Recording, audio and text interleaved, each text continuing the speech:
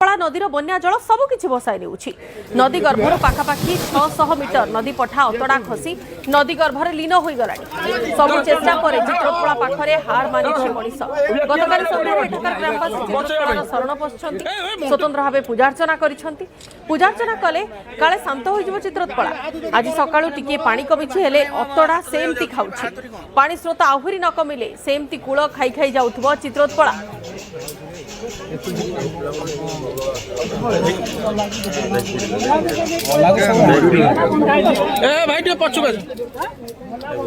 देखंतु आमे जे जगह एबे अच्छु ये होची सही चित्रोत्तला नदी। काली संध्यारे आमे यार स्थिति देखैतिलु जो भली भाबरे एई अतडा खाउतला लगातार 3 दिन हेबो जल संपद विभाग एटी बंध बंधेया चेष्टा करूची हेले से फेल मारिची एवं सबु बंध सहित जो बालीबस्ता पड़ता सबू धोई जाइए नदी गर्भ को चली जाइए ए कूल एभली भाव में खाऊला काली संध्यारे बड़ बड़ गछ बाउंश गछ कहतु चाकुंडा गछ कहतु अन्य गछ सहित ये जो माटी रही परिवा खेत रही देखुं सी अतड़ा खाई सब जाक नदी गर्भ में लीन हो जाऊला किंतु ए सब सत्ते जिते सब प्रयास एटी फेल मारिथिला शेष एठाकार ग्रामवासी माने कुहा जाए चित्रोत्तला हेउची गुप्त गंगा जार शरण को से आसीथिले एवं राति रे भजन कीर्तन करिकी आराधना करथिले एवं आळती मध्य करथिले एवं गुहारी जणाइथिले कोन रहितिला कालीर दृश्य वर्तमान सकाळ स्थिति कोन नै काली आगे आमे जो प्रकार परिस्थिति आमे देखिलु आमे कहलु जे बंध जाय लागि जीव राति भितरे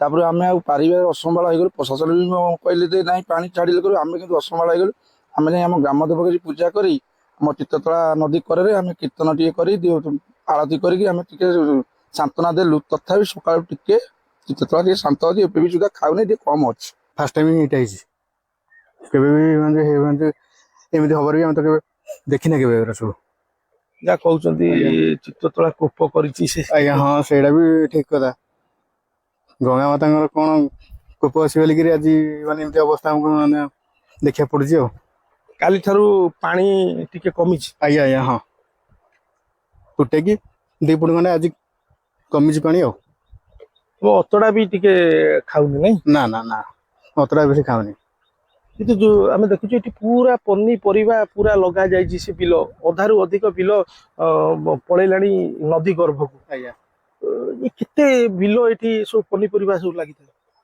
एठी नियति एकर एकर हुए बिलो लोकमर सब अछि माने बड़ बड़ एरिया हेकरी फसल फसल सब प्रकार एठी हुए एमती आउ तापर बस एमती माने खाइयो बेलिगिरी आमे तो आशा भी एमती करनथलु केबे आगामी दिन निश्चित भाव ध्यान देवे और ये स्थायी बंध निर्माण कले ए पठा जेती खाई आउ बाकी जो चाष जमी रही जो कूलवर्ती गाँ रही कहते ए नदी बंध जदि विपद आसे ताले 20-25 पंचायत प्रति विपद रही से आगामी दिन न रहू आगामी दिन में सरकार एठी गोटे स्थायी बंध निर्माण करंतु एवं ए जो विपद सृष्टि होती पठा प्रति ये आगामी दिन में दूर हो।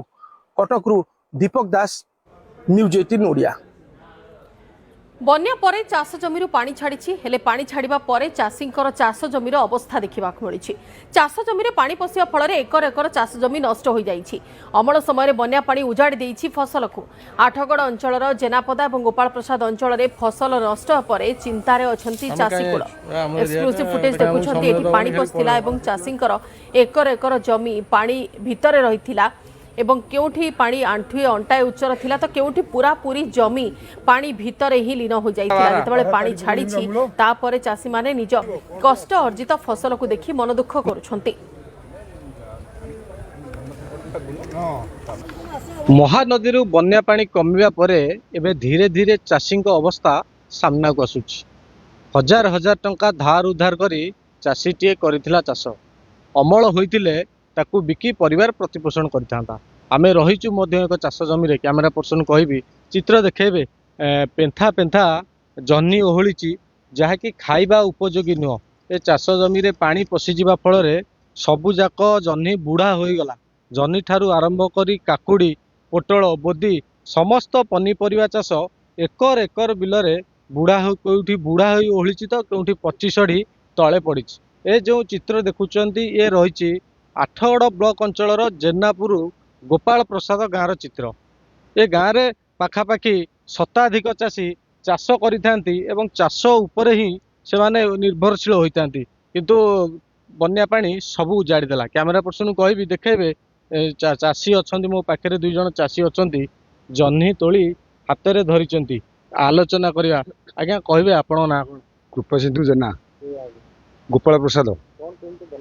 ବନ୍ୟା ପାଣି ତ ଆସିଲା, କିଏ ପାଳିଏ 2 ପାଳି ଏମିତି ତୋଳା ହେଇଛି, କେଉଁ ବିଲ ତୋଳା ହେଇନି। ପାଣି ପଶିଲା, ପାଣି ଛାଡ଼ିଲା ପରେ ପରେ ଗଛ ମଲା ଆରମ୍ଭ କଲା। ଆଉ କୋଉଠି ବୁଢା ବଙ୍କା ଢଙ୍କା ଏମିତିଆ ସବୁ ସବୁ ଓଳିଛି। ଆଉ ଚାଷ ଜହ୍ନି, କଲରା, ବୋଦି, କାକୁଡି, ଛଚିନ୍ଦ୍ରା, ଇଏ ଟୋଟାଲ ତୋଳା ହେଇନି ନା। ଏ ଶୁକ୍ରବାର ହଉଛି ପାଳିଏ 2 ପାଳି ଏମିତି ତୋଳା ହେଇଛି, କୋଉ ବିଲ ମୂଳରୁ ତୋଳା ହେଇନି, ପୁରା ନଷ୍ଟ। ଆଉ ଗୋଟେ ବିଲ, ଏଇ ବିଲ ସେକରଟା, ସେଟା ଟୋଟାଲ ଶୁକ୍ରବାର ହେଇନି। ନାଇଁ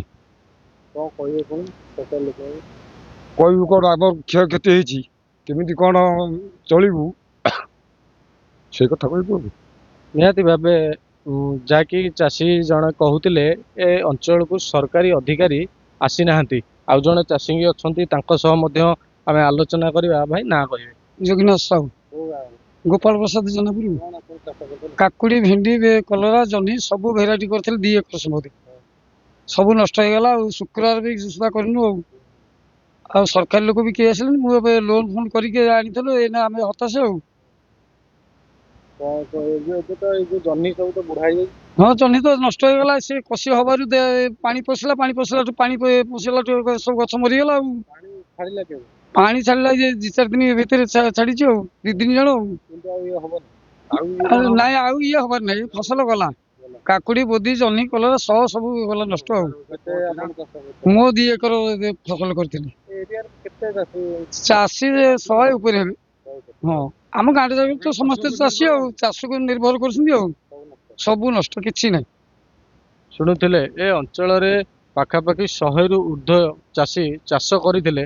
ଚାଷ କରିବା ଦ୍ୱାରା ସେମାନେ ହିଁ ତାଙ୍କ ପରିବାର ପ୍ରତିପୋଷଣ କରନ୍ତି, କିନ୍ତୁ ବନ୍ୟା ପାଣି ଆସିବା ଫଳରେ ସବୁ କିଛି ଉଜେଡ଼ି ଗଲା। ମୁଁ କହିବି, କ୍ୟାମେରା ପର୍ସନ ଦେଖେଇବେ, ଏଠି ମଧ୍ୟ ଦେଖନ୍ତୁ କିଭଳି ଭାବେ ଜହ୍ନି ଗୁଡ଼ିକ ଉତୁରି ଆସିବା ସମୟରେ ହିଁ ବନ୍ୟା ପାଣି ଆସିଲା, ଯାହା ଫଳରେ ଜହ୍ନି ଗୁଡ଼ିକ ବିଷାକ୍ତ ପାଣିରେ ରୋଗାଗ୍ରସ୍ତ ହେଲା, ବୁଢା ହେଇଗଲା ଏବଂ ପଚି ସଢ଼ି ମଧ୍ୟ ନଷ୍ଟ ହେଇଗଲା।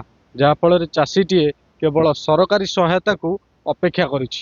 ଅନ୍ୟପଟେ ପାଣି ଛାଡ଼ିବାର 2 ଦିନ ହୋଇଥିଲେ ମଧ୍ୟ ସରକାରୀ ଅଧିକାରୀଙ୍କ କଥା କହିବା, କର୍ମଚାରୀଙ୍କ କଥା କହିବା, ଏ ଆଠଗଡ଼ ଅଞ୍ଚଳର ଜେନାପୁର ଗୋପାଳ ପ୍ରସାଦ ଅଞ୍ଚଳକୁ ଏପର୍ଯ୍ୟନ୍ତ କ୍ଷୟକ୍ଷତିର ଆକଳନ କରିବାକୁ ପହଞ୍ଚି ନାହାନ୍ତି। ତେବେ ନିହାତି ଭାବରେ ନ୍ୟୁଜ୍ 18 ଓଡ଼ିଆ ମାଧ୍ୟମରେ ସରକାରୀ ଅଧିକାରୀଙ୍କୁ ମଧ୍ୟ ଆମେ ଅନୁରୋଧ କରିବା, ଏ ଅଞ୍ଚଳକୁ ଆସନ୍ତୁ ଏବଂ କ୍ଷୟକ୍ଷତିର ଆକଳନ କରି ଚାଷୀଙ୍କୁ ସହାୟତା କରନ୍ତୁ।